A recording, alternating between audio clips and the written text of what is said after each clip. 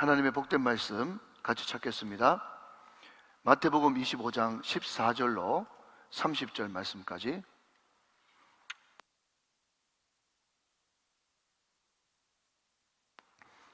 조금 깁니다마는 저와 같이 우리 낭독자를 읽지 마시고, 여러분 영혼을 깨우면서, 뇌를 깨우면서 하나님 말씀을 많이 읽을 테니까 치매 걸리지 않게 해주세요. 그래서 손을 품고 우리 마태복음 25장 14절부터 30절까지 조금 큰 목소리로 소리를 내어서 같이 받들어 봉독하도록 하겠습니다. 이 말씀은 하나님의 말씀입니다. 시작. 또 어떤 사람이 타국에 갈 때 그 종들을 불러 자기 소유를 맡김과 같으니 각각 그 재능대로 한 사람에게는 금 5달란트를, 한 사람에게는 2달란트를, 한 사람에게는 1달란트를 주고 떠났더니 5달란트 받은 자는 바로 가서 그것으로 장사하여 또 5달란트를 남기고 2달란트를 받은 자도 그같이 하여 또 2달란트를 남겼으되 1달란트를 받은 자는 가서 땅을 파고 그 주인의 돈을 감추어 두었더니 오랜 후에 그 종들의 주인이 돌아와 그들과 결산을 하일세 5달란트 받았던 자는 5달란트를 더 가지고 와서 이르되 주인이여 내게 5달란트를 주셨는데 보소서 내가 또 5달란트를 남겼나이다. 그 주인이 이르되 잘하였도다 착하고 충성된 종아 내가 적은 일에 충성하였음에 내가 많은 것을 내게 맡기리니 내 주인의 즐거움에 참여할지어다 하고 2달란트를 받았던 자도 와서 이르되 주인이여 내게 2달란트를 주셨는데 보소서 내가 또 2달란트를 남겼나이다. 그 주인이 이르되 잘하였도다 착하고 충성된 종아 내가 적은 일에 충성하였음에 내가 많은 것을 내게 맡기리니 내 주인의 즐거움에 참여할지어다 하고 1달란트 받았던 자는 와서 이르되 주인이여 당신은 굳은 사람이라 심지 않은 데서 거두고 해치지 않은 데서 모으는 줄을 내가 알았으므로 두려워하여 나가서 당신의 달란트를 땅에 감추어 두었나이다. 보소서 당신의 것을 가지셨나이다. 그 주인이 대답하여 이르되 악하고 게으른 종아 나는 심지 않은 데서 거두고 해치지 않은 데서 모으는 줄로 내가 알았느냐. 그러면 내가 마땅히 내 돈을 취리하는 자에게나 맡겼다가 내가 돌아와서 내 원금과 이자를 받게 하였을 것이니라 하고 그에게서 그 1달란트를 빼앗아 10달란트 가진 자에게 주라. 무릇 있는 자는 받아 풍족하게 되고 없는 자는 그 있는 것까지 빼앗기리라. 이 무익한 종을 바깥 어두운 데로 내쫓으라. 거기서 슬피 울며 이를 갈리라 하니라. 아멘 아멘. 네, 이 말씀이 은혜가 되시기를 주 예수 그리스도의 이름으로 축원합니다. 여러분 저는 꼭 이 말씀은 기억했으면 좋겠어요. 그게 뭔가 하면 여러분 우리가 가을 새벽여행 33일 하면서 우리가 뭐로 33일 동안 말씀을 들었죠? 여보세요? 어떤 말씀 들으셨어요? 예수님의 비유 시리즈로 우리가 말씀을 들었습니다. 그때 제가 많은 마태복음 13장을 비롯한 많은 비유를 말씀드리면서 이런 이야기를 했던 것 같아요. 마태복음 25장의 달란트 비유가 너무너무 귀한 비유인데 이것은 송구 영신 예배 때 제가 말씀을 드리겠다고 했던 말을 기억하시면 참 좋겠는데 한 분도 기억을 못 하시죠? 저는 분명히 그런 말씀을 드렸던 것이 확실합니다. 아시겠죠? 그래서 여러분은 잊었으나 저는 약속을 지키기 위해서 달란트 비유로 제가 말씀을 드리도록 그렇게 하겠습니다. 오늘 딱 송구 영신을 앞두고 있는 12월 30일 금요 성령 집회 딱 맞는 말씀이에요. 자, 오늘 우리는 마태복음 25장 14절부터 30절까지 읽었습니다. 그러니까 14절부터 읽었다는 말은 앞에 부분에 이야기가 있다는 것을 내포하고 있는 말이겠죠. 자, 그러면 오늘 이 달란트 비유가 무엇을 위한, 또 누구를 위한, 무엇 때문에 기록된 비유인가를 먼저 살펴보기 위해서는 쭉 넘어가서 25장 1절 말씀을 먼저 보는 것이 참 중요합니다. 자, 여러분 마태복음 25장의 1절 말씀이에요. 그때의 천국은, 자, 천국은 동그라미 치시고, 자, 비유의 거의 대부분이 다 무엇에 대한 비유입니까? 천국에 대한 비유입니다. 자, 여러분 우리가 주기도문을 할 때 하늘에 계신 우리 아버지여 이름이 거룩히 여김을 받으시오며 그렇게 이야기하면서 주기도문의 마지막은 대개 나라와 권세와 영광, 하나님의 나라는 권세의 나라고 영광의 나라다. 이것이 주기도문의 결론이거든요. 그러면 하나님의 나라는 권세와 영광의 나라다. 이것이 주기도문의 주제인데, 그러면 하나님의 나라는 구체적으로 어떤 내용을 포함하고 있습니까? 라고 물으신다면 그것이 바로 예수님의 비유 속에 다 들어있다고 제가 비유 설명하면서 말씀을 드린 것 같습니다. 자, 여러분, 오늘 이어서 나오는 슬기로운 다섯 처녀, 어리석은 다섯 처녀, 이 비유도 천국 비유이고, 또 오늘 우리가 지금 살펴보려고 하는 이 달란트 비유도 천국에 대한 내용을 말씀하고 있다는 거예요. 자, 여러분, 그때의 천국은 마치 등을 들고 신랑을 맞으러 나간 열 처녀와 같다 하면서 천국을 열 처녀에 비유했는데, 거기에 슬기로운 다섯 처녀가 있고 또 어리석은 다섯 처녀가 있다 하면서 내용을 쭉 기록해 놓고, 오늘 보면 바로 위에 있는 13절 말씀에 이 슬기로운 다섯 처녀, 어리석은 다섯 처녀, 이 비유의 결론은 바로 13절 말씀입니다. 저와 같이 한번 읽어보실까요? 시작. 그런즉 깨어있으라, 너희는 그날과 그때를 알지 못한다 하면서 등불 든 열 처녀 비유가 막을 내렸습니다. 자, 여러분, 열 처녀 비유의 핵심은, 가르쳐주고 싶은 메시지는 깨어있으라 입니다. 그죠? 자, 그러면 여러분, 여기서 깨어있으라고 하는 이 말이 그냥 이것을 좀 그냥 통상적으로 물리적으로 이렇게 이야기하죠. 그죠? 그냥 바깥으로 볼 때 눈을 뻘겋게 해가지고, 그죠? 눈을 부릅뜨고, 지금 경상도 말로 자부러워 죽겠는데 눈을 부릅뜨고 깨어있어야지, 난 자지 말아야지, 졸지 말아야지. 여러분, 그렇게 눈 부릅뜨고 눈물을 줄줄 흘리면서 시뻘겋게 해가지고 혈안돼가지고 있으라 그 말입니까? 아니에요. 자, 여러분, 왜 제가 단호히 아니에요 라고 이야기를 할 수 있는가 하면요, 5절 말씀 때문에 그렇습니다. 5절 말씀. 자, 여러분, 25장 5절 말씀 보세요. 자, 여러분, 그러니까 성경을 잘 봐야 되는 거예요. 자, 제가 5절 말씀 읽을게요. 신랑이 더디오므로, 자, 그 다음 읽어봐요. 시작.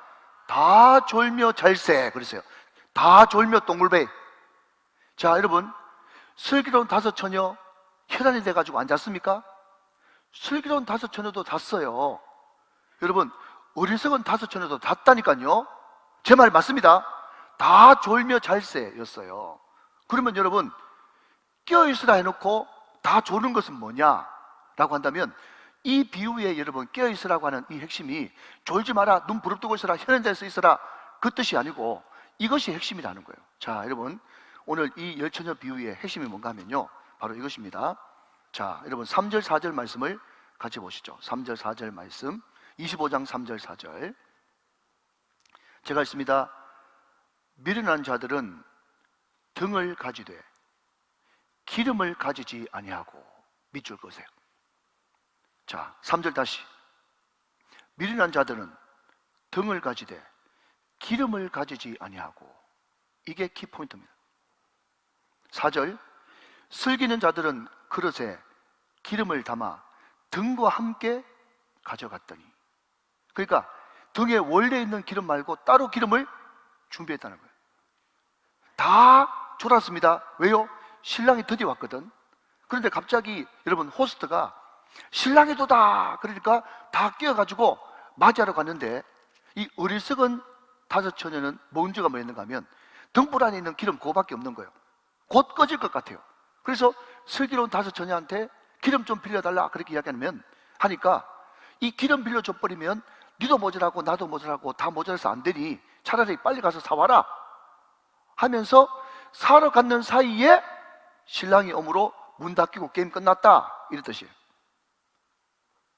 자, 여러분, 그러면 이 기름이라고 하는 것이 무엇을 의미할까요? 자, 여러분, 이렇게 질문을 바꿔서 여러분 쉽게, 여러분 대답하기 쉽게 말씀드려 보겠습니다. 여러분, 기름은 언제 준비해야 되는 것입니까? 기름은 언제 준비해야 되는 거죠? 1번 신랑 오기 전에, 2번 신랑 오고 난 후에. 시작. 신랑 오기 전에 준비해야 돼요. 그러면 여러분, 신랑 오기 전에 기름 준비해야 된다 하니까요, 꼭 게으른 사람들은 하는 말이 뭔가 하면 그 전날 준비하면 되겠네요, 그렇게 이야기합니다. 여러분, 신랑이 언제 오는 줄 알아야 그 전날 준비하지. 신랑은 언제 올 줄 몰라요. 그냥 드디어 온다니까요. 그렇지만 반드시 오십니다. 이게 굉장히 중요합니다, 여러분. 여러분, 이것을 믿고 마음속에 간직하고 있는 사람을 성경은 선한 의인이라고 이야기하고, 이것을 믿지 않는 사람을 악인이라고 이야기해요. 자, 여러분 잘 들으십시오. 절대로 성경을 윤리적으로 도덕적으로 생각하면 큰일 납니다. 물론 성경은 윤리와 도덕을 포함하고 있지만 성경은 윤리책, 도덕책이 아니에요. 성경이 이야기하는 의, 성경이 이야기하는 선이 뭔지 아세요? 성경이 이야기하는 선은요, 예수를 믿고 있느냐. 이것을 다른 말로 바꾸면 나는 죽고 예수로 사는 삶, 신랑이 다시 올 줄 믿느냐. 이것을 믿고 간직하고 있는 사람을 의인, 선인이라고 이야기하고요, 이것을 믿지 않는 사람을 악인이라고 이야기해요. 도덕 윤리가 아니고. 믿으시면 아멘. 반드시 기억하십시오. 이 개념을 잘 기억해야 됩니다, 여러분. 성경이 이야기하는 방탕부터 시작해가지고 개념이 완전 다릅니다, 여러분 생각하는 거하고. 다시, 성경은 누구를 의인이라고 하느냐? 신랑이 있는 사람을 의인이라고 그래. 아멘 하세요. 신랑이 반드시 다시 올 줄 믿는 사람을 의인이라고 그래요. 나는 죽고 예수로 사는 사람을 의인이라고 그래요. 마음속에 예수 있는 사람 말이죠. 이거 없는 사람은 악인이에요. 여러분 묻습니다. 여러분 마음 가운데 예수님 살아계십니까? 그 사람이 기름 준비한다니까요. 기름 준비. 제가 왜 이렇게 강조를 하느냐 하면요, 여러분 이것이 달란트 비유하고 전혀 무관하지 않기 때문에 제가 좀 이따 다시 바로 가서라고 하는 그 단어를 설명할 때 이 말씀을 다시 언급하도록 그렇게 하겠습니다. 꼭 기억하십시오. 준비를 언제 해야 되느냐? 신랑 오기 전에 준비해야 된다. 그러면 신랑 오기 하루 전에 준비하면 되느냐? 아니, 언제 올 줄 모르니까 여러분 잘 들으십시오. 바로 지금 오늘 이 자리에서 준비해야 되는 것입니다. 잘 나오셨습니다. 할렐루야. 오늘 이 자리는 기름 준비하는 시간입니다. 마음껏 성령의 기름을 흠뻑 준비하시기를 주 예수 그리스도의 이름으로 축원합니다. 축원합니다. 축원합니다. 바로 이 자리가 기름 준비하는 시간이에요. 잃어버릴 때 신랑 찾으십시오. 빼앗겼던 신랑 찾으십시오. 신랑이 같이 있을 때 금식한 사람을 받느냐? 반드시 너희 가운데 신랑을 빼앗길 날이 오리니 그때는 너희가 금식할지니라. 예수님이 직접 하신 말씀이에요. 여러분, 2살 밑으로 예루살렘과 베들레헴에 있는 모든 아이를 다 죽인 헤롯 대왕이 죽고 나서 그 아들 헤롯 아킬레오라고 하는 사람이 있었어요. 여러분, 이 당시는 팔레스타인, 이스라엘이 로마의 식민지를 썼기 때문에 유대인의 왕이라고 해가지고 자기 아들이 다 왕 되는 거 아니에요. 우리로 말하자면 뭐라 그럴까요? 그냥 왕자인데, 여러분 영국의 왕세자도 그냥 이 백작, 공작 같은 그런 칭호를 가지고 있지 않습니까? 그러니까 아들임에도 불구하고 신하예요, 신하. 그리고 귀인이에요, 귀인. 여러분 누가복음 19장에 보면 문화 비유가 나오거든요. 문화 비유. 그런데 그 문화 비유에는 어떻게 이야기하고 있는가 하면, 한 나라의 귀인이 있어 그 사람이 왕의 윤호를 받으러 먼 길을 떠났다. 지금 제가 배경 설명하고 있는 거예요. 여러분 마찬가지로 헤롯 아킬레오도 왕자이지만 왕 될 수 있는 많은 귀인 중에 한 명이었는데 이 사람은 굉장히 악독한 사람이었어요. 그런데 이 헤롯 아킬레오가 자기 아버지 헤롯이 죽고 난 다음에 로마 황제한테 내가 왕 돼도 되겠습니까? 하면서 윤호를 받으러 갔단 말이죠. 그런데 이 유대인들이 워낙 이놈이 못된 놈이고, 그리고 이 헤롯 아킬레오가 하나님을 모독하고 또 에돔 족속이고 또 자기 엄마는 사마리아 피가 섞였고, 그렇게 하니까 도무지 이 사람은 우리 왕이 될 수 없다. 그래가지고 소위 말하는 의적 50명을 따라 붙여가지고 이 사람을 암살하려고 그랬어요. 다 역사에 있는 말입니다. 그런데 결국 암살 시도는 실패로 돌아가고 이 사람은 로마 황제의 윤호를 받아가지고 자기 아버지 헤롯 대왕을 이어가지고 왕이 되었습니다. 자, 여러분, 그 사람이 절대로 왕이 되면 안 되길 바랬는데 왕이 되어버렸어요. 그 다음에는 어떤 일이 벌어질까요? 피바람이 부는 겁니다. 자기를 반대하는 모든 사람들은 다 처형시키고 숙청하는 거죠. 여러분, 이런 이야기가 비슷한 비유인 누가복음 19장의 문화 비유에 나와 있어요. 그러니까 여러분, 예수님이 지금 이렇게 빨간색으로 이 말을 했다는 것은 뭔가 하면, 그 당시에 우리 예수님께서 그냥 지어서 한 말이 아니고 실질적으로 여러분 바로 역사의 훈장, 얼마 전에 있었던 일을 그냥 비유로 들어서 이야기를 하는 것입니다. 달란트 비유에서도 마찬가지고 누가복음 19장에 나오는 문화 비유에서도 마찬가지예요. 여러분, 나쁜 예지만 이 귀인이 먼 타국에 갔습니다. 로마에 가야 되지 않습니까? 오랫동안 머물면서 이런 절차와 법도를 다 지켜가지고 이제 왕이 돼서 다시 귀환하는 것입니다. 이해되시죠? 그 뒤에는 뭐가 있다고요? 결산이 있고 심판이 있다. 지금 그 이야기를 비유를 통해서 마지막 때 천국 비유를 말씀하고 있는 거죠. 자, 오늘 본문의 배경이 되는 것입니다. 이해가 되시면 아멘. 자, 그런 여러분 전제지식을 가지고 14절 말씀을 한번 같이 보도록 하십시다. 자, 14절 말씀. 또 어떤 사람이 타국에 갈 때, 자, 이해되셨죠? 방금 설명 제가 드렸잖아요. 그 종들을 불러 자기 소유를 맡김과 같으니 그랬습니다. 자, 여러분 들어보십시오. 예수님이 비유를 드실 때는 헤롯 아킬레오에 대해서 비유를 들었지만, 또 이것이 다시 자기와 비유가 된다면 타국에 가가지고 왕권 받아가지고 오는 것은 누구죠? 예수님이고, 또 여기 등장하는 종은 누구죠? 바로 저와 여러분, 택함받은 저와 여러분을 가리키는 것입니다. 자, 그렇게 보면 되겠죠. 자, 그런데 여기에 자기 소유를 맡겼다 그랬어요. 자기 소유를 맡겼어요. 근데 여러분, 이 맡겼다고 하는 이 단어가 영어 성경에 보니까 entrust, 그냥 제가 영어 발음대로 읽습니다. 그냥 여러분, entrust 이것을 그냥 미국식 발음하면 entrust 뭐 이래가지고 알아듣지도 못해요. 근데 제가 entrust 하니까 이제 여러분 알아듣잖아요, 그죠? 예, 이게 뭔가 하면 맡겼다 이런 뜻인데요. 맡겼다, 이것이 그냥 줬다는 의미가 절대로 아닙니다. 잘 들으십시오. 여기에 맡겼다고 하는 말이 절대로 줬다는 말이 아니고요, 위탁했다 이런 뜻이에요. 위탁했어요.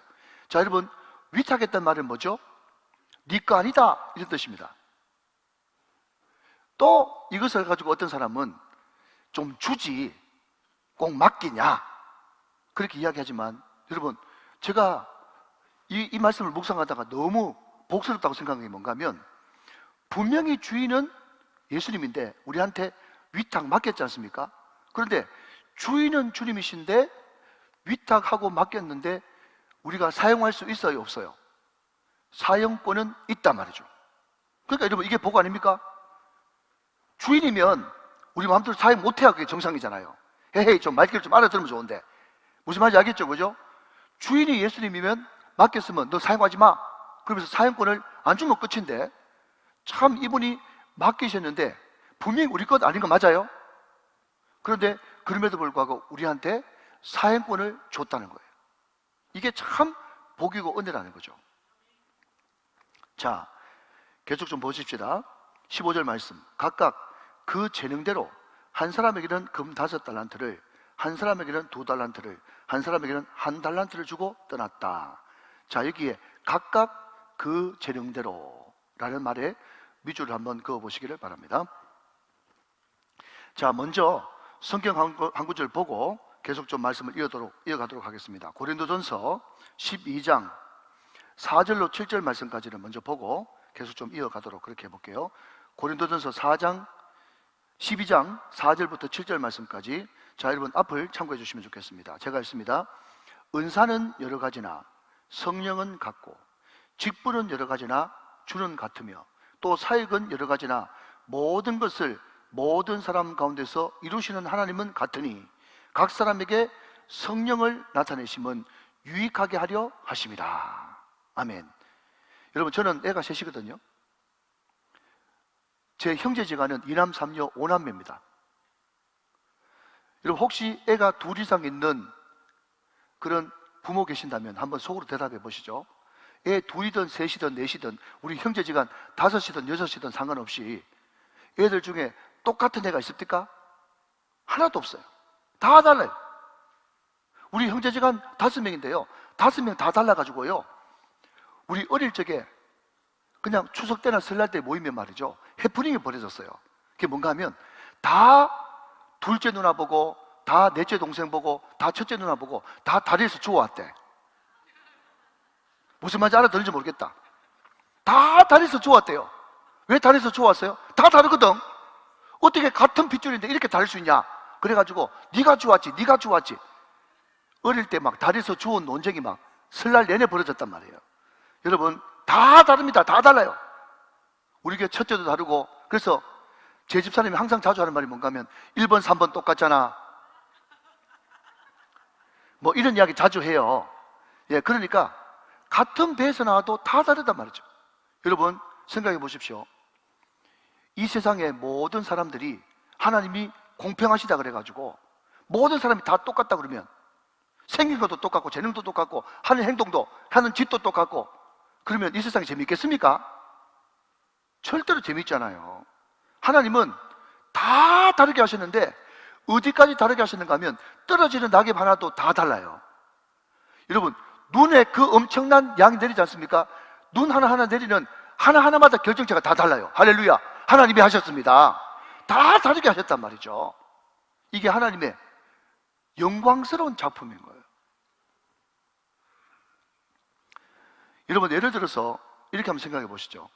감독이 있는데 한참 축구 경기를 이제 하고 있다가 이제 전반전 마치고 중간에 하프타임이 있어가지고 라카룸에 들어갔는데 감독이 골키퍼를 불러가지고 어이 골키퍼 너 일로 와봐 하면서 골키퍼에게 막 작전 지시를 하는데 말이죠.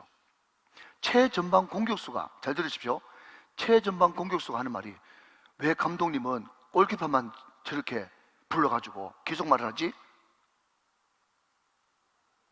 잘 들으세요. 미드필더 너 일로 와봐, 또 흥민이 너 일로 와봐 하면서 각자 불러가지고 여러분 기속말을 하면서 작전 지시를 하는데 공격수가 골키퍼 질투하고 골키퍼가 여러분 최전방 공격수 질투하고 그렇게 하면 그게 하나 될 수 있겠습니까? 절대로 하나 될 수 없는 거예요. 하나님은 각자 필요한 만큼 필요한 대로 필요한 능력 따라서 재능 따라서 능력 따라서 각자 달란트를 나눠주셨단 말이에요. 그러니까 하나님은 어떤 분인가 하면 이 모든 것을 다 지휘하고 오묘하게 소리를 만들도록 하는 하나님께서는 최고의 감독이요 지휘자시다. 우리에게 꼭 맞도록 우리에게 주셨다는 거예요. 여러분, 북과 물감은 미켈란젤로한테는 감사하지만 베토벤, 쇼팽한테는 필요 없습니다. 여러분, 피아노는요 베토벤, 쇼팽한테는 귀한 보물인지 모르겠지만 화가한테는 그거 고물덩어리에 불과합니다. 여러분, 제가 부목사 시절 때 교회 체육대회를 한번 한 적이 있거든요.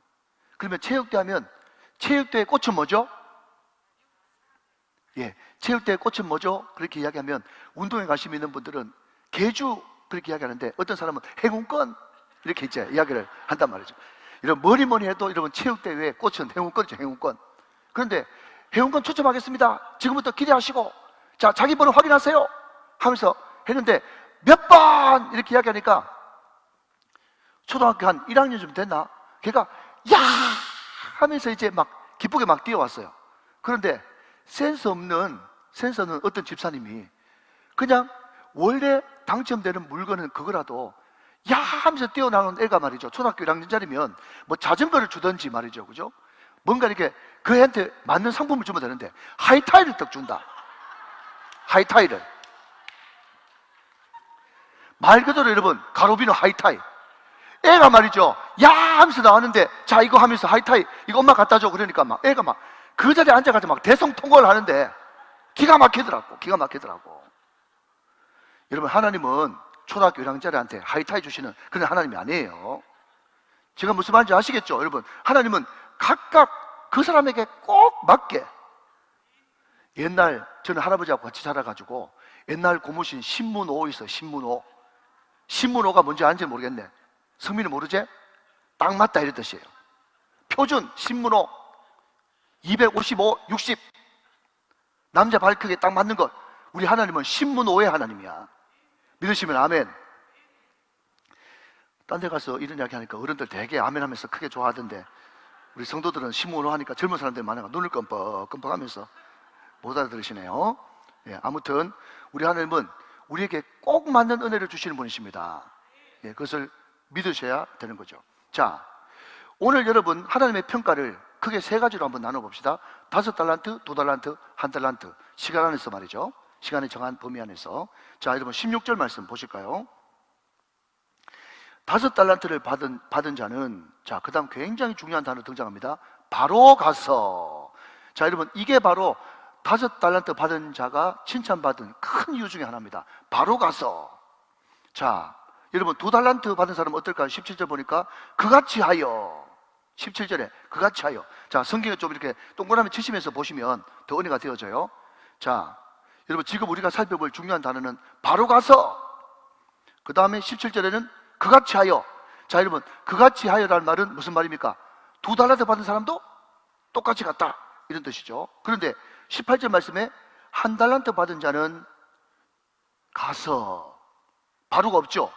가서 땅을 파고 그 주인의 돈을 감추어 두었더니.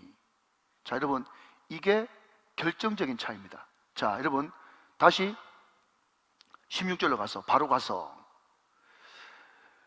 여러분, 바로 가서라고 하는 이 단어 속에서 우리는 무궁무진한 그런 은혜를 받게 되는데, 순종은 바로 하는 것입니다. 미루는 것도 불순종입니다. 자, 한번 따라 하시면 좋겠습니다. 순종은 바로 하는 것이다. 시작. 순종은 바로 하는 것이다. 미루는 것도 불순종이다. 시작. 미루는 것도 불순종이다. 믿으시면 아멘. 아, 여러분, 제가 이번에 이 인사당에 하기 전에 이제 우리 그 각 교육부서를 맡을 우리 부장 집사님한테 이렇게 제가 전화를 했거든요. 다 40대 기수론으로 이제 젊은 집사님들을 세웠는데, 이분한테 전화하니까 바로바로 순종하겠습니다, 순종하겠습니다, 순종하겠습니다, 막 그렇게 이야기하는데 제 마음이 너무 기쁘더라고. 여러분, 이분들이요, 다 바빠가지고 부장할 수 있는 분들이 아닙니다. 그런데 모든 부서 부장을 정하는데 이번에 싹 다 한번 교체했거든요. 유년부, 초등부, 중고등부, 청년대학부, 신혼부부의 부장들을 싹 다 교체했는데, 이 5번 다 교체하는데 10분도 안 걸려서 10분도 바로바로 순종해 주니까. 할렐루야. 믿으시면 아멘. 여러분, 이 바로 순종한다는 것이 얼마나 중요한지 모르겠어요. 여러분, 바로 순종할 때 주시는 놀라운 축복이 뭔지 아십니까? 마귀가 따라붙을 시간을 안 준다는 거예요. 이게 굉장히 중요합니다. 다 여러분 경험해 보셨죠? 여러분, 내가 어떤 사람을 전도하고 싶은 마음이 생겼어. 전도해야지. 그런데 즉시 순종하거나 즉시 전화하거나 즉시 찾아가지 않으면 말이죠, 5분쯤 지나면 바로 마귀가 달라붙습니다. 달라붙어가지고 하는 말이 뭔가 하면, 오늘만 날이가, 이런 마음을 싹 주면서 내일 해, 내일도 있잖아. 좀 더 잘 준비해가지고 다듬어가지고 할 말도 좀 생각하고 기도 한 번 더 하고. 평소 때 안 하던 기도를 꼭 그때 왜 하고 싶은지 저는 이해가 잘 안 돼요.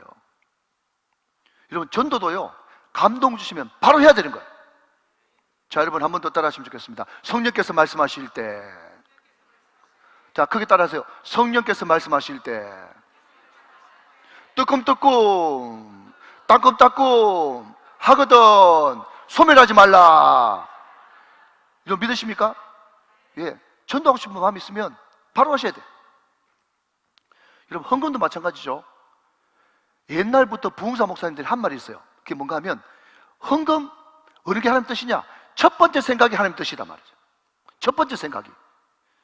조금 5분만 지나가 보십시오. 5만 쓸 곳이 다 생각납니다. 헌신하는 것도 충성하는 것도 다 마찬가지입니다. 사실 여러분, 결단코 순종을 미루지 마십시오.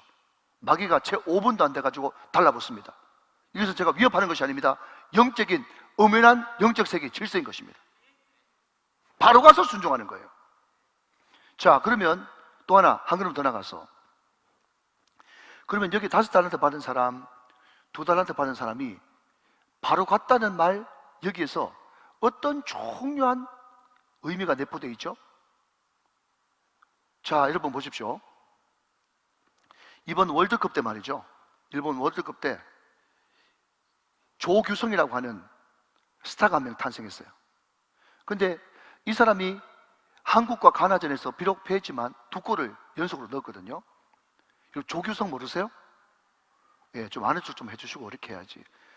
나만 축구 보고 이러면 축구 안 본 듯 이렇게 거룩하게 앉아있으면 안 되잖아. 그래. 2골 넣었는데, 여러분 이 조규성이라고 하는 친구가 옛날에 월드컵 대표 되기 전에는요, 호리호리 해가지고 꽃미남 비슷했어요. 꽃미남 비슷했다고. 얼굴도 금방 잘생겼는데, 근데 이번에 이 친구가 몸을 엄청 키웠거든요. 몸집을 막 헬스를 하고 해가지고 이렇게 막 근육을 막 키웠단 말이죠. 그러니까 옛날에 호리호리 할 때도 축구는 잘했는데, 그럼에도 불구하고 그때는 덩치 큰 사람이나 유럽의 강호들이나 그런 사람하고 부딪히면 팅 하면서 튕겨나가봤단 말이죠. 그런데 몸집을 키워놓으니까 이제 몸싸움에 자신이 생겨가지고 한번 붙어보자, 네가 튕기나 내가 튕기나, 이런 자신감이 딱 생기니까 그 와중에서도 막 훌쩍 뛰어가지고 그냥 헤딩으로 막 하는 거 보셨죠? 자, 근데 여러분 보십시오. 무슨 이야기인가 하면, 이제 축구 감독이 말이죠, 축구 감독이 너 이번에 월드컵에 출전할 거니까 몸 만들어라, 이렇게 이야기할 시간이 있습니까? 아니에요. 몸을 만들어 놓으니까 감독이 쓰는 거예요. 여러분 이런 이야기 들어보셨습니까? 게으른 천재는 진짜 천재가 아니다, 이런 말이 있어요. 잘 들으세요. 게으른 천재는 뭐라고요? 진짜 천재가 아닙니다. 우리가 이야기할 때 메시, 여러분 손흥민, 네이마르 뭐 그렇게 이야기하지만, 그 사람들이 바로 그렇게 그 자리에서 스타가 되어지고 영웅으로 올라갈 때는 얼마나 평소 때 수많은 훈련과 연습과, 자기 아버지 손흥민 연습시킬 때 그게 아버지예요, 아니면 독종이에요, 누구예요? 그러니까 여러분 공을 이렇게 이제 그냥 안 떨어뜨리고 이제 발로 차가지고 운동장을 3바퀴 돌아야 되는데 2바퀴 반 돌다가도 공 떨어뜨리면 처음부터 다시야. 아버지가 그렇게 혹독하게 훈련시켰기 때문에, 준비되었기 때문에 쓰임받는 것입니다. 그러니까 여러분 바로 가서 장사했다고 하는 말은, 이 말은 어떤 내용을 포함하고 있는가 하면, 주인이 나에게 무슨 일을 맡기면, 주인이 나한테 사명, 미션을 주면 언제든지 가서 할 수 있는 그 모든 것들을 준비하고 있었다는 것을 말하고 있다는 거예요. 자, 여러분 다시 말씀드립니다. 기름 준비 언제 해야 됩니까? 신랑 오기 전에 해야 되겠죠? 여러분 신랑이 언제 옵니까? 신랑 오기 하루 전에 기름 준비할 수 있습니까? 아닙니다. 신랑 오기 전에 바로 오늘 지금 이 금요 성령 집회 자리에서 기름 준비해야 되는 것입니다. 여러분들이 여기서 은혜 받고 여러분 성령 충만 받으면 하나님께서 사명 주실 때 바로 가서 장사할 수가 있는 거예요. 믿으시면 아멘 하시기 바랍니다. 사랑하는 여러분, 준비되는 마지막 시대 선주가 다 되시기를 주님의 이름으로 축원합니다.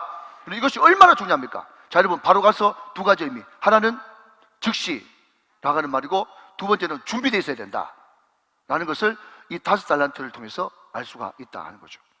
자, 여러분 이것이 5달란트 받은 사람의 주님의 평가입니다. 여러분 여기에 장사하여라고 하는 말도 굉장히 중요한 말인데요, 여러분 이 장사하여라고 하는 이 말을 영어 성경에 찾아보니까 put them to work, put them to work, to work 이렇게 됐어요. 여러분 이것을 있는 그대로 여러분 제가 번역을 해보니까요, 그들을 일하게 하라, 그들을 일하게 하라. 다른 말로 바꾸면 여러분 돈을 돌려서 돈이 일하겠다, 이런 뜻이에요. 여러분 이것을 다른 말로 바꾸면 활용하는 거죠. 활용.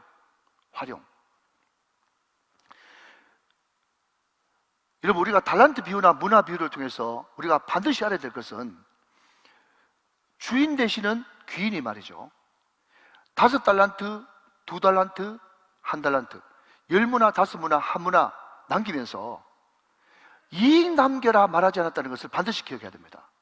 잘 들으셔야 됩니다. 다른 사람들 자꾸 5달란트 좋다 그러니까 그 5달란트 가지고 이익 남겨야지 이렇게 생각하는데, 절대로 주인은 성경에서 이익 남기라고 한 적이 없어. 장사해라, 그거 가지고 활용해라, 그렇게 이야기를 했죠. 1달란트 받은 사람이 주인한테 굉장히 여러분 야단 맞은 이유도 그것을 활용하지 않고 땅에 묻어뒀기 때문에 혼이 난 것이지, 이윤을 남기지 않았기 때문에 혼난 것은 절대로 아닙니다. 많은 사람들이 여러분 이윤 남기고 뭔가 공적 쌓는데 혈안이 돼 있어가지고, 봐라 마지막에 그 1달란트 받은 사람 뺏으면서 하는 말이, 이거 은행 넣어가지고 이자 받아 먹었으면 더 좋을 뻔했는데, 그것에 자꾸 포인트를 맞추는데 그것이 포인트가 아닙니다. 그것은 그냥 주인이 한 달란트 받은 사람의 그 게으름을 야단치기 위해서 그렇게 이야기한 것이지 은행 안 맡겼다고 야단치는 것이 아니에요. 자, 여러분, 이 말을 돌려서 한번 이렇게 이야기해 보십시다. 돌려서 만약에 5달란트 받은 사람, 2달란트 받은 사람, 자, 참고로 여러분, 5달란트는 얼마쯤 되는가 하면 보통 그 당시에 금 1달란트가 노동자의 20년 한 번도 안 먹고 안 쓰고 꼬박 모은 돈의 화폐 단위가 1달란트예요. 그래서 보통 사람들이 금 1달란트가 얼마냐라고 물어봤을 때 25억에서 한 30억 가치가 된다, 그렇게 이야기합니다. 20년 동안 한 푼도 안 쓰고 모아야 되니까. 이해되시죠? 그러니까 5달란트는 얼마인 거예요? 한 150억 되는 거예요. 130억에서 150억. 2달란트는 한 60억 되고요. 1달란트는 30억 된단 말이죠. 우리가 여러분 달란트 잔치할 때 우리 유초등부가 1달란트 종이 쪼개를 하나 이거 주니까 무슨 1달란트가 아무것도 아닌 줄 알고 1달란트가 30억이라 30억. 보통 액수가 넘는단 말이죠. 자, 여러분 다시 돌아와서 다시 묻습니다. 여러분 대답하셔야 돼요. 5달란트 줬는데 만약에 열심히 장사하다가 부도났다. 여러분 그 5달란트 맡겨준 기인이 와가지고 내 돈 내놔라! 왜 다 까먹었노? 이렇게 하실 것 같아요? 잘했다! 다시 한번 더 해봐! 그렇게 하실 것 같아요. 생전에 이런 소리를 못 들어보니까 눈만 끔뻑끔뻑도 하시지.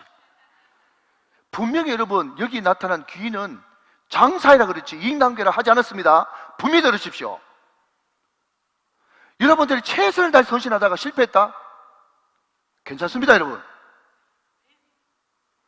내 받은 달란트를 활용하면, 주님 바라보고 활용하면, 장사했으면, 일했으면 그거 족한 거예요. 믿으시면 아멘 하시기 바랍니다.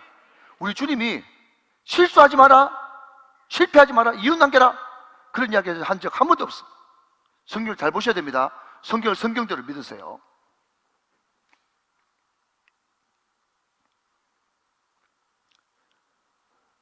다섯 달란트 받은 자가 칭찬 들었던 이유는 바로 가서 장사했어요. 즉시 순종해서 칭찬 들었고, 미리 준비하고 있었기 때문에 칭찬 들었고, 열심히 최선을 다해서 일하고 장사했기 때문에, 활용했기 때문에 칭찬 들었습니다. 이게 다섯 달란트 받은 자의 평가입니다. 자, 여러분, 제가 이게 설교할 때 되면 이 성령의 감동을 받아가지고 여러분들이 잘 알아듣고 있는지, 찰떡같이 알아듣고 있는지 다 보이거든요. 또 누구한테 이 말씀이 지금 들어가고 있는지도 다 보여요. 근데 딱 매듭 짓고 정리합시다. 다섯 달란트 받은 사람이 칭찬 들었던 이유는 바로 가서 장사였는데, 바로 간다고 하는 말은 즉시 순종했다고 하는, 즉시라고 하는 그 시간성, 그리고 언제든지 주인 주시면 장사하겠다고 하는 그 준비성, 그리고 최선을 다해서 활용했다고 하는 그 성실, 이게 다섯 달란트 받은 자의 칭찬받았던 평가입니다. 자, 믿으시면 아멘. 자, 이제 두 달란트로 넘어갑니다. 두 달란트 받은 자도 17절 그같이 하여 또 두 달란트를 남겼으되 그랬습니다. 자, 쭉 넘어가서 여러분 22절 23절 한번 읽어보도록 하겠습니다. 자, 우리 낭독자와 함께 22절 23절 말씀을 앞을 보시면서 한번 읽어주시죠. 시작. 이르되 주인이여 내게 두 달란트를 주셨는데 부서서 내가 또 두 달란트를 남겼나이다. 그 주인이 이르되 잘하였도다. 착하고 충성된 종아, 내가 적은 일에 충성하였으매 내가 많은 것을 내게 맡기리니 내 주인의 즐거움에 참여할지어다 하고. 네, 여러분 두 달란트 받은 사람에게 우리가 살펴보고 싶은 것은 하나님은 절대로 상대평가가 아니라 절대평가다라는 것을 강조하고 싶은 거예요. 이게 기독교 정신입니다. 자, 여러분 대답해 보십시오. 다섯 달란트 받은 사람이 다섯 달란트 남겨왔을 때, 또 두 달란트 받은 사람이 두 달란트 남겨왔을 때 칭찬이 달라요? 아니면 똑같아요? 똑같습니다.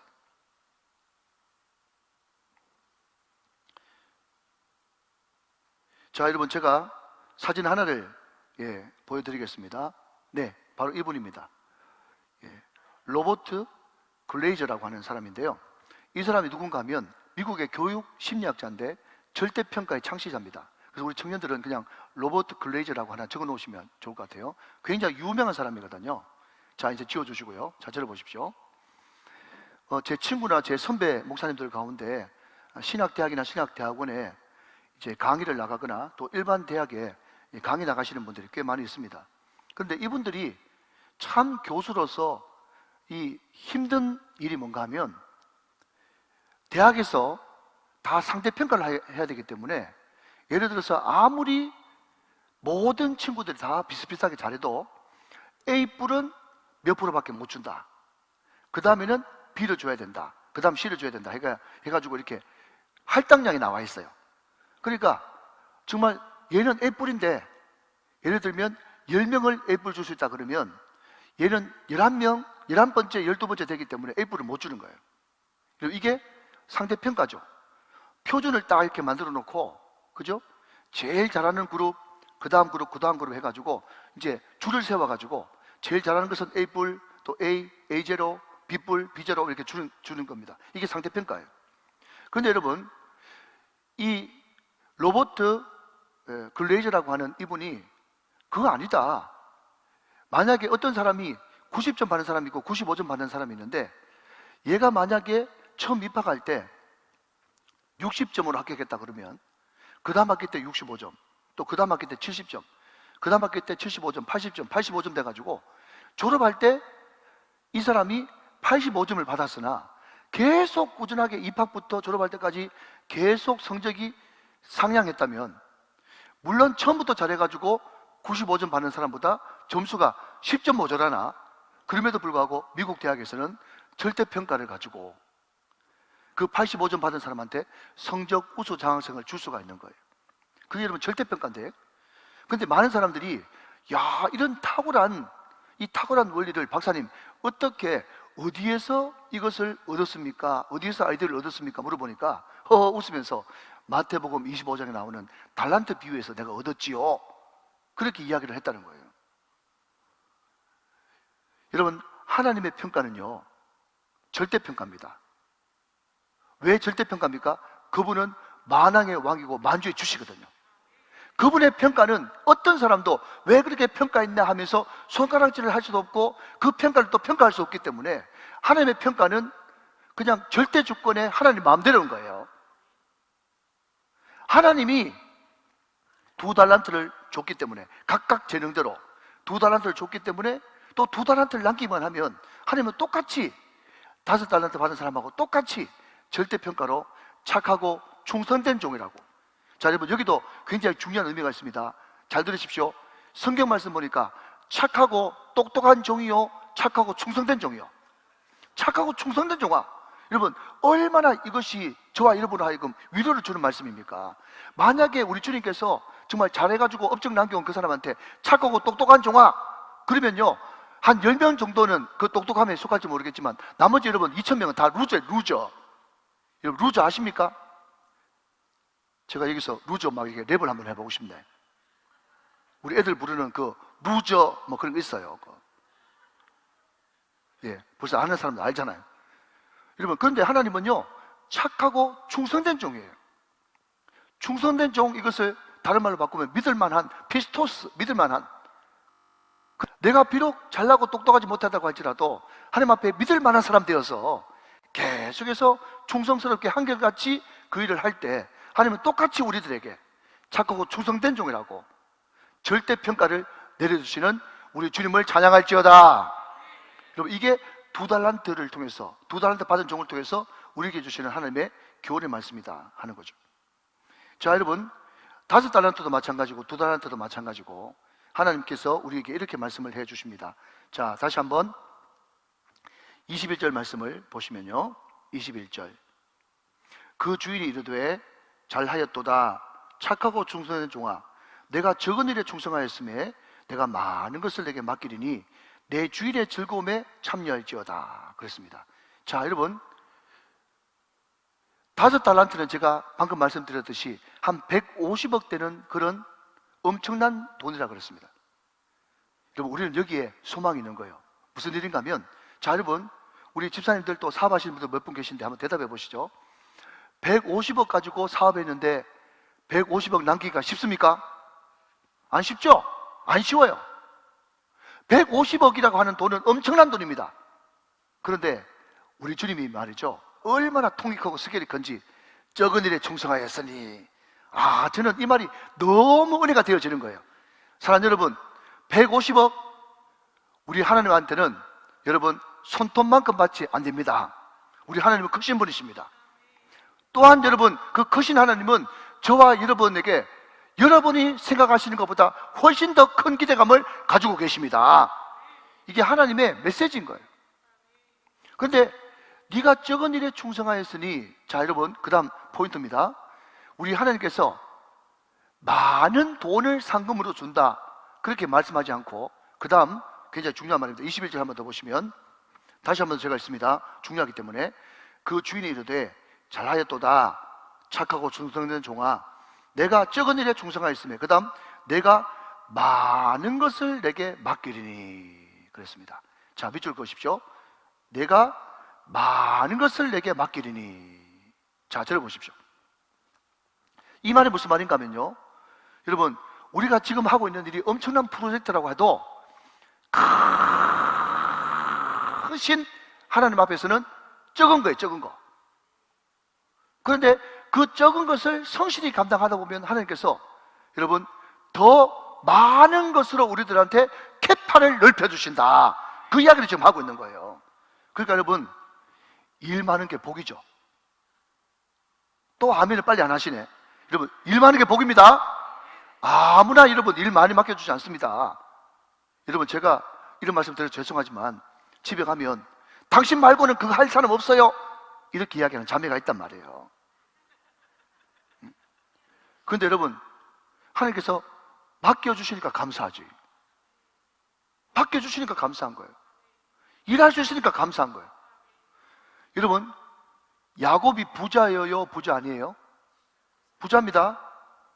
시간 좀 가도 이 말씀을 좀 재밌으니까 해드려야 되겠는데, 여러분, 오래전 이야기인데 한국의 부자가 미국에 유학 갔단 말이에요. 그런데 한국에서 부자니까 이 친구가 입이 발라가지고 말이죠, 친구들한테 자기 집 돈 자랑을 억수로 했답니다. 우리 집은 강원도에 스키장이 뭐 있고, 뭐 또 제주도에 또 목장이 있고, 막 돈 자랑을 해가지고 막 하니까 말이죠, 미국 친구가 와, 너 집 정말 부자네. 그랬더니 이 한국 여학생이 이번 겨울에 우리 집에 놀러가 하면서 친구를 다 초대했어요. 그러니까 미국 친구가 뭐 서로 주고받는 게 있어야 되잖아요. 그래서 미국 친구가 그러면 겨울에는 너 집에 놀러 가고 여름에는 우리 집에 놀러 가자 하면서 우리 집에 놀러 가자 해서 그 친구 집에 놀러 갔는데, 글쎄 비행장에 자기 집 헬리콥터가 와 있더래요.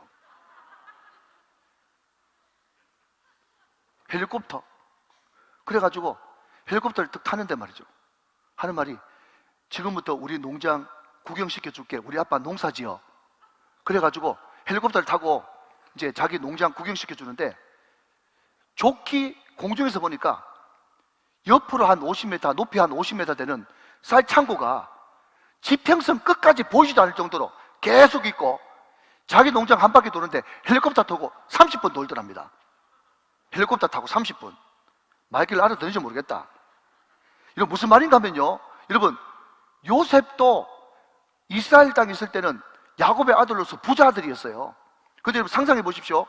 이 부자 아들이 그냥 애굽 땅에 가가지고 보디발의 집에 가가지고 딱 들어갔을 때, 아이고 우리 집보다 별로 안 좋구만은 이렇게 생각했겠어요? 무슨 이런 집이 다 있나 하면서 막 이렇게 했겠어요? 모르겠다. 무슨 말인지 알겠죠? 여러분, 이스라엘에 잘 사는 거하고 애굽에서 잘 사는 거하고 급이 같습니까? 그러니까 요셉이 이스라엘 집에 있을 때도 충성스러웠고, 또 그 충성스러움이 빵 하고 터지니까 보디발의 집에 가서도 충성스럽고, 보디발의 집에 가가지고 온갖 고난을 다 겪었지만 그럼에도 불구하고 다시 한 번 더요, 아멘 하시기 바랍니다, 순종 충만, 은혜 충만해가지고 빵 터지니까 이 요셉이 나중에 애굽 전체를 다스릴 줄 누가 알았겠어요? 사랑하신 여러분, 하나님께서 착하고 충성된 종에게 제일 처음에는 여러분 이스라엘에서, 여러분 보디발의 집에서, 여러분 애굽 전체를 다스릴 사람으로 만들어 주십니다. 여러분 시편 78편에 보십시오. 야곱 다윗을 언제 하나님께서 픽업하셨는가 하면 네가 양우리에서 내 양을 칠 때부터 내가 너를 픽업했다 그랬어요. 여러분, 작은 일에 충성할 때 하나님께서는 점점 계파를 키워주십니다. 이게 많은 것을 맡긴다고 하는 그런 함의 뜻이에요. 여러분, 맡기기만 합니까? 그 다음, 내 주인의 즐거움에 참여할지어다. 내 주인의 즐거움에 참여할지어다. 여러분, 이것은 장차 천국 가서 많은 상급을 누리는 것을 이야기하겠죠. 그러나 분명한 것은 이 땅에서 천국을 경험하지 못하는 사람은 천국에서도 천국을 경험할 가능성이 없습니다. 여러분, 이 땅에서 즐거움과 기쁨을 경험해야 되는 거예요. 여러분, 저는요 요즘에 너무너무 행복한 거예요. 아멘. 여러분, 아멘 안 하시니까 제가 아멘 해야 되겠네요. 여러분, 제가 사역을 할 때 말이죠, 왠지 모르는 기쁨, 왠지 모르는 행복감이 막 몰려드는 거예요. 여러분, 반드시 이런 역사가 있어야 됩니다. 여러분, 제가 여러분들이 아무리 여러분 웃고 돌아도요, 웃고 막 즐겁게 돌아도, 여러분, 제가 딱 3주만 강단에 서가지고, 성도 여러분, 인생은 괴롭습니다. 너무너무 피곤합니다. 너무너무 힘듭니다. 그렇게 제가 3주만 해버리면 모든 성도들이 다 힘들어. 여러분, 행복한 사람이 행복을 전할 수가 있는 거예요. 여러분, 제가 여러분들이 아무리 한 주간 살면서 힘들고 어렵게 왔다 할지라도 제가 주먹을 벌건 쥐고 말이죠, 잘 됩니다. 안 되면 되게 하라. 죽었으면 살려라. 넘어졌으면 일어나라. 병들었으면 고쳐라. 할렐루야.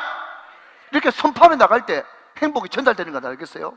그러니까 이 주인의 즐거움에 참여하는 것은 뭔가 하면 천국의 기쁨, 천국 잔치도 맞지만 이 땅에 있을 때 여러분 말할 수 없는 하늘로부터 내려오는 평안, 기쁨, 행복, 만족. 뭔 가진 것은 없는데 그럼에도 불구하고 예수가 나와 함께 하시니 말할 수 없는 기쁨과 행복이 넘쳐 흐르는 거예요. 여러분, 이게 하나님께서 주시는 상급인 줄로 믿으시면 아멘 하시기 바랍니다. 얼마나 여러분 대단한 것입니까? 자, 여러분, 이제 넘어가서 이제 말씀을 마무리하면서 한 달란트 한번 볼까요? 24절 말씀, 25절 말씀 보시죠. 한 달란트를 받았던 자는 와서 이르되, 주인이여, 당신은 굳은 사람이라. 여러분, 당신은 굳은 사람이라, 이것을 그냥 직역해서 좀 거칠게 이야기하면 당신은 성질이 더럽다, 이런 뜻이에요. 당신은 굳은 사람이라, 심지 않은 데서 거두고 해치지 않는 데서 모으는 줄 내가 알았으므로, 25절, 두려워하여 나가서 당신의 달란트를 땅에 감추어 두었나이다. 보소서, 당신의 것을 가지셨나이다. 여러분, 왜 그랬을까요? 왜 그랬을까요? 이 한 달란트 받은 사람은요, 적지 않습니다. 절대로 적지 않아요. 30억이거든요. 그러나 그럼에도 불구하고 왜 저 사람한테는 60억, 저 사람한테는 150억 주면서 나는 30억밖에 안 주지? 비교의식. 그리고 그것을 받았을 때 전혀 하고 싶은 마음 없는 그 불충성, 그것을 땅에 묻어버리는 게으름. 여러분, 여기에 25절 말씀에 두려워하여, 이 단어가 굉장히 우리로 하여금 큰 과제를 던지는 말씀입니다. 항상 여러분, 신앙생활이 위축되고 점점 짜부러드는 사람의 공통적인 특징은 뭔가 하면, 하나님은 사랑의 하나님이신데, 아멘 하시기 바랍니다. 하나님은 공평하신 하나님이요, 하나님은 절대평가의 하나님이요, 하나님은 사랑의 하나님이신데 항상 하나님을 두렵게만 생각합니다. 두렵게만 생각해요. 두려우니까 물에 못 뛰어드는 거예요. 두려우니까 시도를 못하는 것입니다. 두려우니까 장사를 못하는 거예요.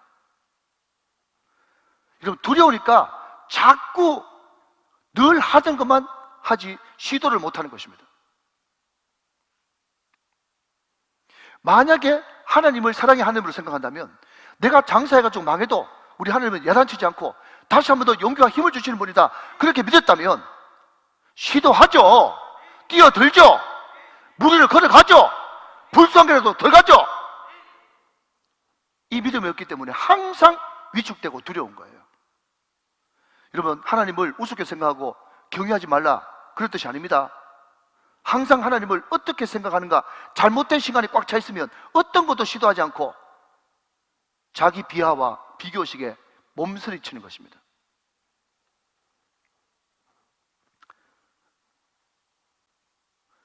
어떤 아버지가 있었는데 아들이 너무 기가 막힌 거예요. 아무것도 할 줄 몰라.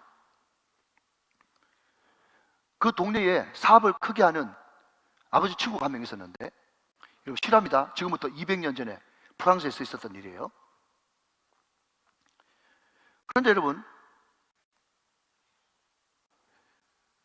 그 아버지 친구가 그 친구 아들한테 와가지고, 그래 내가 취직을 시켜주려고 그러니까 너 혹시 회계장부 맡아볼 수 있겠냐? 너 숫자 좀 아냐? 그렇게 이야기했더니 저는 숫자 전혀 모릅니다. 그랬어요. 그러면 너 회계장부를 맡기려고 그러면 산수를 좀 할 줄 알아야 되는데 산수 할 줄 아냐? 저는 산수 못합니다. 그러면 영업을 해야 되겠구나. 너 인상은 좀 안 좋지만은 너 사람들하고 관계는 좋냐? 그렇게 이야기했더니 저는 소심해가지고 사람한테 가면 말 한마디도 못합니다.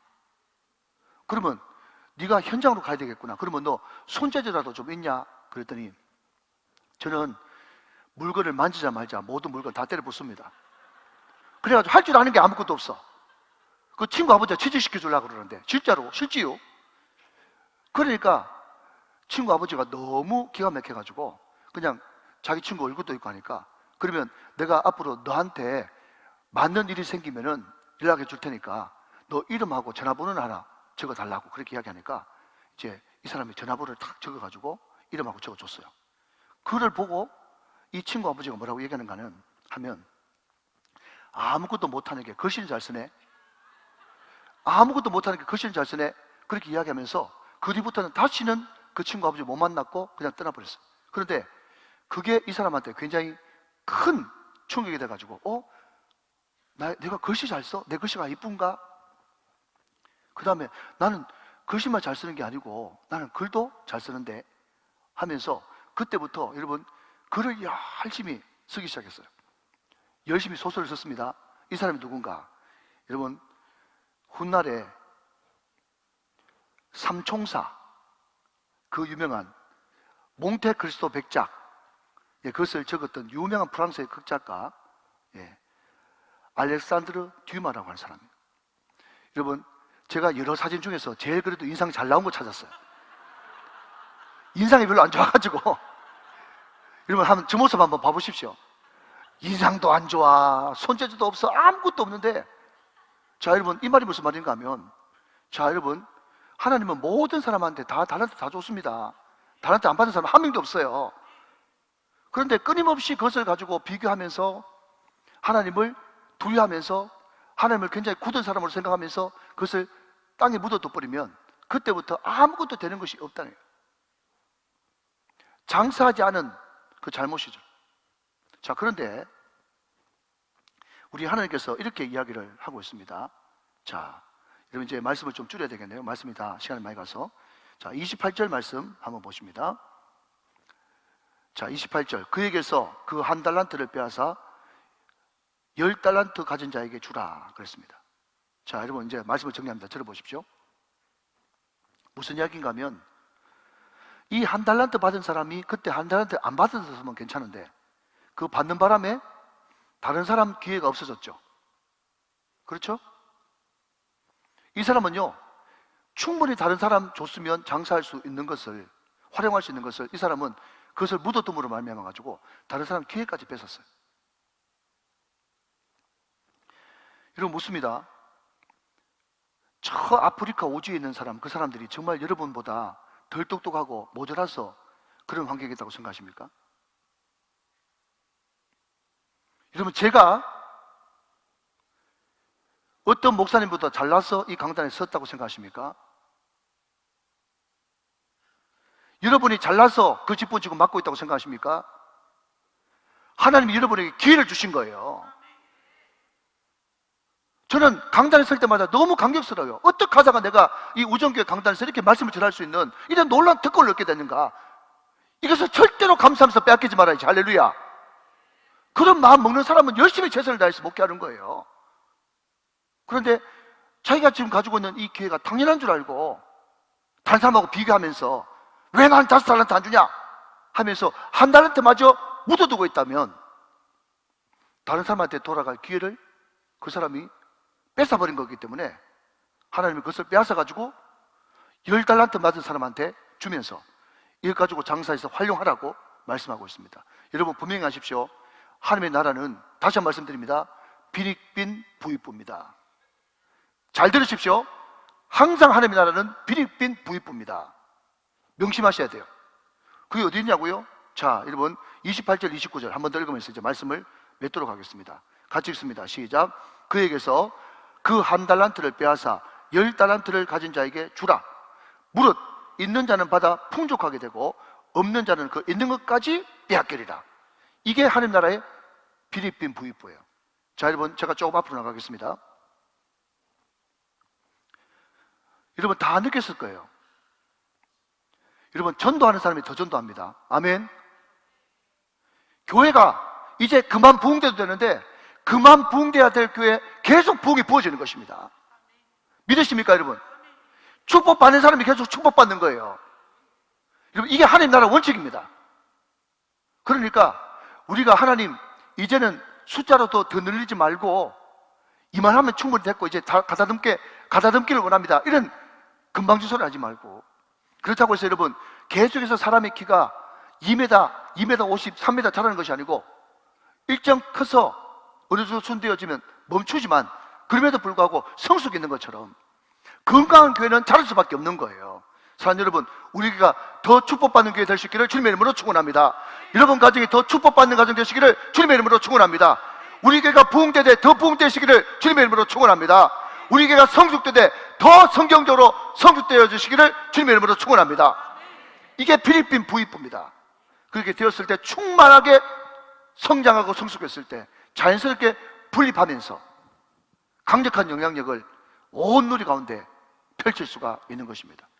오늘 저와 여러분들이 다 5달란트, 2달란트 받은 자로 승리하게 되시기를 주 예수 그리스도의 이름으로 축원합니다. 축복합니다. 축원합니다.